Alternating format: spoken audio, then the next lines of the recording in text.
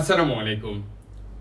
পরিমাপ অধ্যায়ের এই যে অঙ্কটা, সময়ের অঙ্কটা অনেক গুরুত্বপূর্ণ। আমাদেরকে একটা সাল দিয়ে দিবে, দিয়ে বলবে যে এই সালের এই ফেব্রুয়ারি মাসটা কত দিনে ছিল।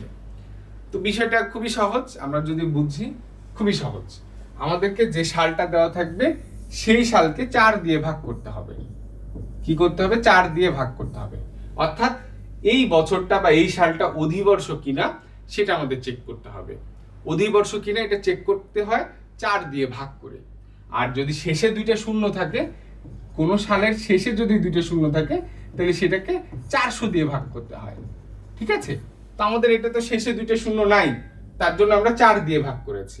কিন্তু কোনো সাল অধিবর্ষ কিনা চেক করতে গেলে আমাদের শেষে দুইটা শূন্য যদি থাকে, তাহলে 400 দিয়ে ভাগ করে চেক করতে হয়।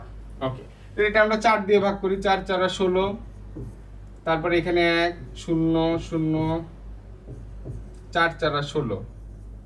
তাহলে এটা দেখো অধিবর্ষ না, 2 অবশিষ্ট থাকছে। যদি অধিবর্ষ না হয় তাহলে 28 দিনে, অধিবর্ষ না হলে 28 দিনে, আর অধিবর্ষ হলে 29 দিনে। তাহলে যেহেতু এটা অধিবর্ষ না, তাহলে ফেব্রুয়ারি মাস কত দিনে? 28 দিনে। কত দিনে? 28 দিনে। ঠিক আছে? তো এই বছরটাও বলতে পারি, এই বছরটা আমাদের 365 দিনে। কত দিনে? 365 দিনে। যেহেতু অধিবর্ষ না, অধিবর্ষ হয় 4 বছর পর পর একদিন করে বাড়ে, ফেব্রুয়ারি মাসে একদিন করে বাড়ে। ঠিক আছে?